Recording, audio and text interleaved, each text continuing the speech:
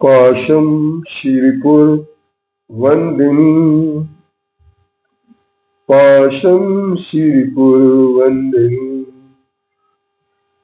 पाशम श्रीपुर वंदिनी पत्रं यत्र विहायसि कृविकुले तातुं क्षणं नाक्षमं तत्रास्ते गुणरत्नरोहणगिरि यो देवदेवो महान् चित्रं नाट्य करोति कस्य मनसा दृष्टा पुरे श्रीपुरे सश्री पार्श्वजिनेश्वरो विजयते दिग्वास साम शासनम पत्रटिके न जहाँ अधर्म गुण रत्नों का गीवर हो कितना विस्मय किसे नहीं हो चलो देख लो श्रीपुर को देवों के भी देव पार्श्वजिन अंतरिक्ष में शांत रहे युगों युगों तक दिगंबरों का जिन शासन जयवंत रहे युगों युगों तक दिगंबरों का जिन शासन जयवंत रहे। जैन विचारकों की दृष्टि में यह संसार अनादिकाल से है, किंतु इस संसार में सतत परिवर्तन होता रहता है और इस परिवर्तन का मुख्य कारण यह है कि मूल द्रव्य तो कभी नष्ट नहीं होता है, न कोई भी द्रव्य मूल रूप से उत्पन्न होता है।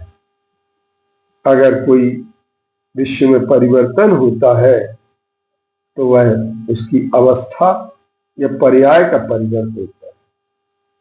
दिन के बाद रात आती है, रात के बाद दिन भी आता है और ऐसा जड़ और चेतन का नैसर्गिक परिवर्तन होता रहता है। हम ये कह सकते हैं प्रकाश के बाद अंधकार और अंधकार के बाद प्रकाश आता है, शाम के बाद सुबह होती है और सुबह के बाद शाम भी होती है। यह पतन और अभ्युदय का चलता हुआ परिवर्तन उत्कर्ष और अपकर्ष के रूप में माना जाता है। इसे ही उत्कर्षमय काल को उत्सर्पिणी और अपकर्ष काल को अवसर्पिणी कहा जाता है। इन कालों में सुषमा सुषमा, सुषमा सुषमा दुष्मा, दुष्मा सुषमा, दुष्मा और दुष्मा दुष्मा, ये 6 कालों का परिवर्तन भारत और ऐरावत क्षेत्र में उत्सर्पिणी और अवसर्पिणी के रूप में होता रहता है। यह काल परिवर्तन जब भी होता है तो निश्चित तौर पर ह्रासोन्मुखी जो परिवर्तन है उसे अवसर्पिणी कहते हैं और उन्नति रूप जो परिवर्तन होता है उसे उत्सर्पिणी कहा जाता है।